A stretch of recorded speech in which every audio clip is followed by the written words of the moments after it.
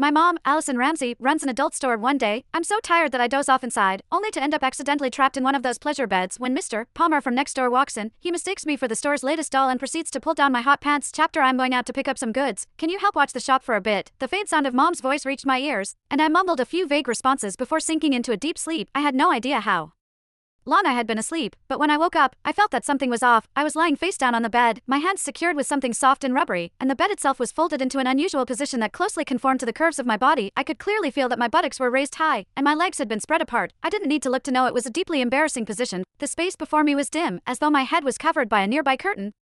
What was going on? A wave of panic set in. I struggled with all my strength against the restraints binding my hands, only to realize I couldn't break free at all. It finally dawned on me that my family ran an adult store, and this must be the new pleasure bed we'd recently ordered. The bed was equipped with mechanisms that could only be unlocked through external settings once triggered. I had been completely exhausted earlier, so I'd just crashed on a random bed in the storeroom without even noticing it was the latest model of pleasure bed. I would usually sleep on my stomach and move around in my sleep, so I must have accidentally triggered the mechanism while dozing off, and now the single bed had locked my hands in place. The bed split into two below my waist, lifting my lower abdomen and hips and leaving my buttocks raised high. It was as if I was positioned for, what was I supposed to do now? I shouted a couple of times, but there was no response.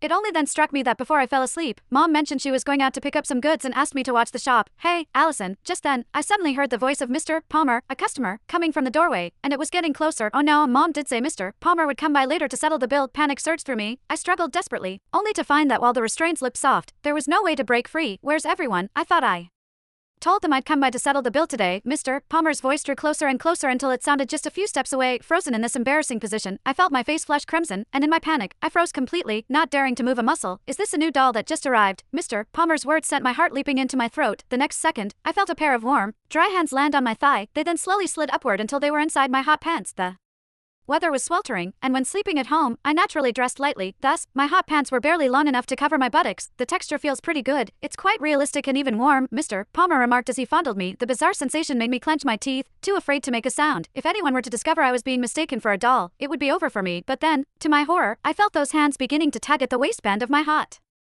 pants. Chapter: hot pants were naturally very short, and for comfort while sleeping, I hadn't even fastened the waistband. In fact, they could practically be slipped off with just a gentle tug. I didn't expect it to feel so real. This new batch of dolls really is something else, Mr. Palmer said excitedly. He seemed to be leaning right over me from behind, and I could distinctly feel the warmth of his breath as he exhaled and spoke. My heart raced with a mix of panic and anger. Yet I didn't dare move a muscle. I was terrified of the embarrassment that would follow if I were discovered. What should I do? What on earth could I do? Mr. Palmer had already pulled down my hot pants, leaving only my thin underwear underneath. It even has panties, and with a lace trim, too. Mr. Palmer's voice grew increasingly excited.